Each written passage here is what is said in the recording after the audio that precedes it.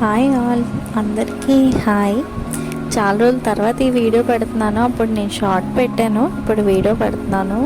నేను ఇప్పుడైతే శివాలయం చూపించబోతున్నాను. శివాలయం చెంగల్పట్టుకి మహాబలిపురానికి మధ్యలో ఉన్న తిరుచుర్కొండ్రం అనే ఊరిలో ఉంది మాట. సేమ్ ఈ టెంపుల్ ఎలా ఉంటుందంటే మన అరుణాచలంలోని టెంపుల్ ఎలా ఉంటుంది, 4 సైడ్స్ గోపురాలు పెద్దగా ఉంటాయి కదా, సేమ్ అలానే ఉంటుంది. కింద పిక్ యాడ్ చేశాను చూడండి.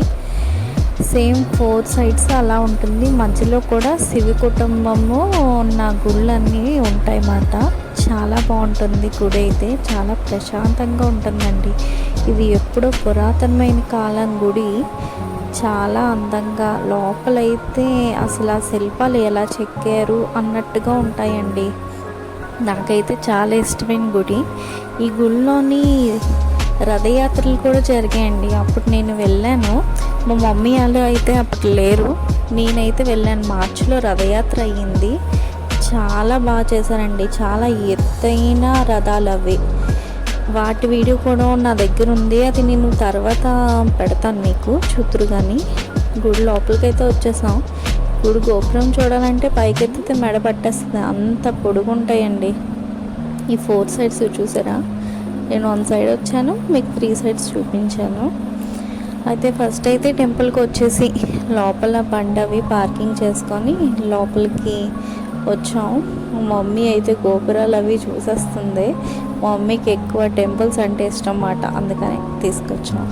లోపలికి ఫోన్ ఎలా లేదండి, అందుకే శివుడిని నేను వీడియో తీయలేకపోయాను. సేమ్ అరుణాచలంలో దేవుడు ఎలా ఉంటారో అలానే ఉంటారు ఇక్కడ కూడా.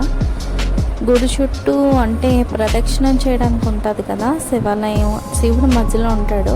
దాని చుట్టూ ప్రదక్షిణం చేయడానికి స్పేస్ ఉంటుంది. ఆ స్పేస్లోని ఇలా చిన్న చిన్న విగ్రహాలు, లింగాలు ఉన్నాయండి. చాలా ప్రశాంతంగా ఉంటుంది ఆ గుళ్ళు నడుస్తూ అలా దండం పెట్టుకుంటూ ఉంటే. విఘ్నేశ్వరుడు కూడా ఉన్నాడు చూడండి. ఆ రాయి చూస్తేనే మనకు తెలుస్తుంది అది ఎంత పురాతన కాలం రాయి అన్నది. ఈ గుడికి ఇంకో విశేషత కూడా ఉందండి, అది కూడా మీకు చూపిస్తాను ఇందులో, ఈ వీడియోలో చూస్తూ ఉండండి. చూసారా టెంపుల్ ఎలా ఉందో? ఇది మేము ఈ గుడికి సాటర్డే రావడం వల్ల ఈ గుడి ఇంత ఖాళీగా ఉంది. అదే మండే అయితే అస్సలు ఖాళీ ఉండదండి, చాలా జనాలు ఉంటారు. అండ్ నెక్స్ట్ ఈ గుడి కూడా చాలా బాగుంటుంది. ఇక్కడ చుట్టుపక్కలంతా ఇది కొంచెం ప్రత్యేకమైన గుడి మాట. ఎందుకంటే ఈ గుడికి ఎదురుగా ఉన్న కోనేటిలోని ప్రతి 12 సంవత్సరాలకి ఒక శంఖం అన్నది బయటపడుతుందండి.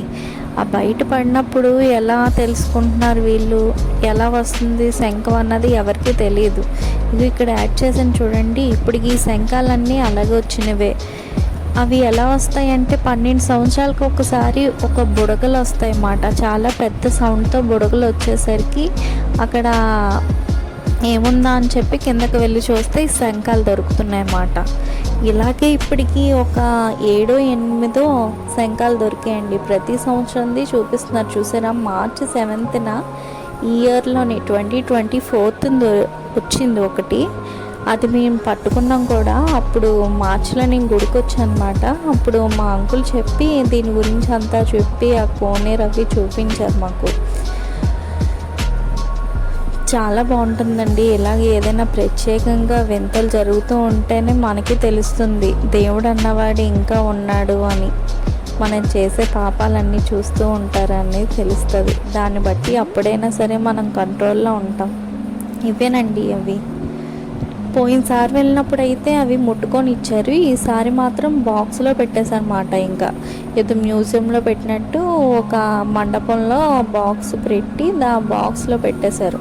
ఎవరిని ముట్టుకొని ఇవ్వట్లేదు. కానీ మార్చిలో వచ్చినప్పుడు అప్పటికి ఆ శంఖం వచ్చి 20 రోజులు 10 రోజులు అయిందంట. అప్పుడు అందరికీ దండాలు అవి పెట్టుకోవడానికి ముట్టుకొని ఇచ్చారు కూడా. నెక్స్ట్ ఇక్కడ గుడిలోని చూడండి, ఇక్కడ ఏదో కథ ఉంది. అది మొత్తం తమిళ్లోనే ఉంది. మనకు అంత తమిళ్ రాదు కాబట్టి మనకు తెలియదు. మరి నాకైతే ఈ శంఖం స్టోరీ ఒకటే తెలుసండి. మిగతాది కూడా చూడండి. గుడి మొత్తం చాలా బాగుంటుంది. వినాయకుడు ఉంటాడు. నెక్స్ట్ అలాగే సుబ్రహ్మణ్య స్వామి, పార్వతీదేవి, ఇలా మొత్తం శివ కుటుంబం మొత్తం ఉంటుంది ఇక్కడ. చూడండి శివయ్య.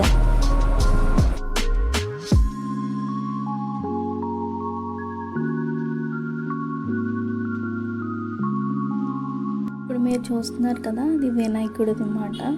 మొత్తం ఈ గుడిని కన్స్ట్రక్ట్ చేసే రాయిళ్ళు మాత్రం అన్ని పురాతన కాలమైనవి. పైన ఒక గుడి ఉంది చూసారా, అది సేమ్ మనకి ఎలాగ వైజాగ్లో సింహాచలం ఉంటుందో గిరి ప్రదక్షిణ అవుతుంది కదండి, అలాగే ఈ టెంపుల్ కూడా గిరి ప్రదక్షిణ అవుతుంది అన్నమాట. నెక్స్ట్ ఈ లోపలికి వచ్చేసరికి సుబ్రహ్మణ్య స్వామికి హారతి ఇస్తున్నారు. ఇక్కడ మన ఏపీలో దేవుళ్ళ కాదండి, ఇక్కడ ఎవరు ఏ కొబ్బరికాయలు ఏం తెచ్చినా సరే తీసుకువెళ్ళి అక్కడ మళ్ళీ హారతి ఇచ్చి మొత్తం అన్నీ చేస్తారు. ఎన్నిసార్లు ఎంతమంది ఎన్ని తెచ్చినా అన్నిసార్లు వెళ్తారు. చాలా బాగుంటుంది. నెక్స్ట్ ఈ మండపం వచ్చేసి పార్వతీదేవి గుడిలోది. పార్వతీదేవిని చూపించడం అవ్వలేదు. సో మండపం చూడండి, ప్రతి ఒక్క స్తంభానికి ఎంత బాగా చెక్కారో చూడండి. అసలు అప్పటి కాలంలోని ఇవి చెక్కడానికి అసలు ఇన్స్ట్రుమెంట్స్ అవి ఎలా ఉన్నాయో ఎలా చెక్కారో అన్నది మనకు తెలీదు. ఈ చెట్టు చూసారా, కొంచెం వెరైటీగా ఉందని తీసాం. ఇదే గుడి నేను ఇందా చెప్పాను కదా గిరి ప్రదక్షిణ అని, ఆ టెంపుల్ కూడా వెళ్తాము. అప్పుడు చెప్తాను నీకు వాటి గురించి, అసలు ఆ టెంపుల్ ఏంటి అన్నది. నెక్స్ట్ ఇది మండపం. మండపంలో కూడా మామూలుగా మన మండపాలంటే నార్మల్గా ఉంటాయి, ఇక్కడ చూడండి అసలు చెన్నైలో టెంపుల్స్ మాత్రం చాలా బాగుంటాయండి. చెన్నై వస్తే మాత్రం టెంపుల్స్కి వెళ్ళండి, చాలా మోక్షం వస్తుంది మనకి, ప్రశాంతంగా ఉంటుంది లైఫ్ కూడా చాలా బాగుంటుంది. ఇలాంటివి చూడడానికి ఎక్కువ మనీ కూడా అవ్వదు మనకి, అసలు ప్రశాంతంగా హ్యాపీగా చూసుకోవచ్చు. ప్రతి విగ్రహం కూడా చాలా చక్కగా నీట్గా చెక్కి ఉంటాయి. ఏ టెంపుల్కి వెళ్ళినా సరే ఇలాగే ఉంటాయండి, ప్రతి ఒక్క చిన్న టెంపుల్ కూడా.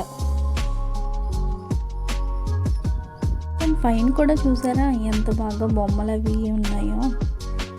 ఇలానండి చాలా బాగుంటాయి టెంపుల్స్. మీరు ఎప్పుడైనా సరే చెన్నై వస్తే ఈ టెంపుల్కి వెళ్ళండి. మేము కూడా ఓన్లీ ఫోటోగ్రఫీ, ఓన్లీ వీడియో తీయడానికి మాత్రం ఈ టెంపుల్కి వెళ్ళలేదు, మా మమ్మీకి చూపించడం కోసం వెళ్ళాం. మా మమ్మీ లాంటి వాళ్ళు ఎంతోమంది ఉంటారు కదా, టెంపుల్స్కి వెళ్ళాలనుకుంటారు కానీ వెళ్ళలేని వాళ్ళ కోసమని ఈ వీడియో తీసామన్నమాట. మేమైతే కష్టపడ్డాం, ఎందుకంటే ఈ లోపల అసలు ఫోన్ ఏలో లేదు, కష్టపడి అలా చూపించాం. మాలాటోళ్ళు ఇంకా చాలామంది ఉంటారు కదా, చూస్తారు అని చెప్పి. ఈ స్తంభానికి కూడా పూజ చేస్తున్నారు. మేము వెళ్ళిన శనివారం అన్నమాట. స్తంభానికి గోవింద స్వామి ఇది విగ్రహం ఉంది. అటుపక్క నేను వీడియో తీయడం అవ్వలేదు. సో అక్కడ పూజలు అవి చేస్తున్నారు. నెక్స్ట్ ఇది చూడండి ఎంత బాగుందో, ఆవు మీద పార్వతీ శివుడు కూర్చొని ఉన్నారు. అలా చూడండి, ఇదే రథం. ఇక్కడ రథయాత్రలు కూడా జరుగుతాయండి, చాలా భారీగా జరుగుతాయి శివ కుటుంబం మొత్తానికి. అది కూడా నీకు వేరే వీడియోలో నేను పోస్ట్ చేస్తాను. Bye bye.